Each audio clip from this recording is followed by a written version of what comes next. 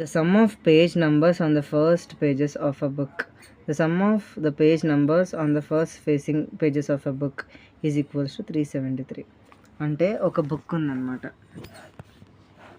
So దాంట్లో పక్క పక్కన ఉన్న పేజెస్ ఇక్కడున్న నంబర్ ఇక్కడున్న నంబర్ని ఇక్కడున్న నంబర్ని యాడ్ చేస్తే వాళ్ళకి వచ్చింది ఏంటి అంటే 373. ఇప్పుడు say if this is the first page, this will be the second page.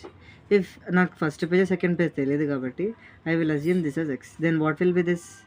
X plus 1. Now ఇప్పుడు లీనియర్ ఈక్వేషన్ అనేది ఫామ్ అయిపోయింది.